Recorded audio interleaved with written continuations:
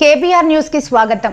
నాగర్ కర్నూలు జిల్లా నాగనూలులో 10 రోజుల క్రితం ఇంగ్లీష్ టీచర్ కళ్యాణి వేధింపులు భరించలేక 9వ తరగతి విద్యార్థిని తన చేయి కోసుకొని ఆత్మహత్యాయత్నం చేసిన సంగతి తెలిసిందే.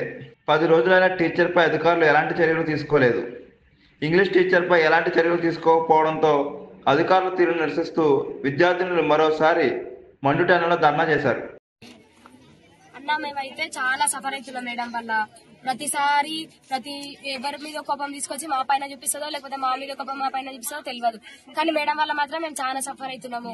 మేడం మాత్రం మమ్మల్ని అందరినీ ఫుల్ టార్చర్ చేస్తుంది.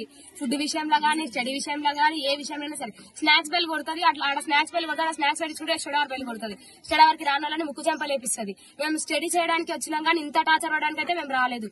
మా పేరెంట్స్ మమ్మల్ని జస్ట్ ఇక్కడ మేడం వాళ్ళు మేము ఎట్లా చూసుకుంటామో మేడం వాళ్ళు అట్లా చూసుకుంటారు కదా, మా పిల్లలకు భవిష్యత్తు బాగుండాలి కదా అని ఒక్క కారణం మీద వేసిపోతారు. కానీ ఈ మేడం వాళ్ళు ఇట్లా టార్చర్ చేస్తే మేము ఎంత స్టడీ లాస్ అవుతున్నామో మాకు తెలుసు సార్. మేమైతే చాలా సఫర్ అవుతున్నాము.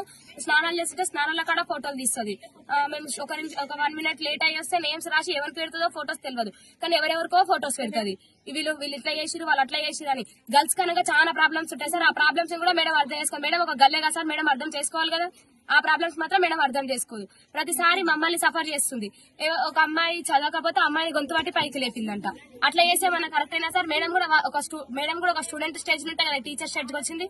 మా బాధలు కూడా మేడం అర్థం చేసుకోవాలి కదా. ఫుడ్ విషయంలో మేము ఫుడ్ ఇస్తలేమని ఆ విషయంలో మమ్మ సఫర్ చేస్తుంది. సండే రోజు మాకు చికెన్ వస్తే ఆమె కేజీ చికెన్ తీసి ఆయిల్ మొత్తం ఫ్రైడ్ రైస్ చేపించుకొని తింటుంది. అట్లా చేయకపోతే ఆంటీ వాళ్ళని తిడుతుంది, మమ్మల్ని సఫర్ చేస్తుంది. అది కూడా డైరెక్ట్ చెప్పండి సార్. క్లాస్ లోకి వచ్చిన తర్వాత అందరి ముందలా తిడుతుంది.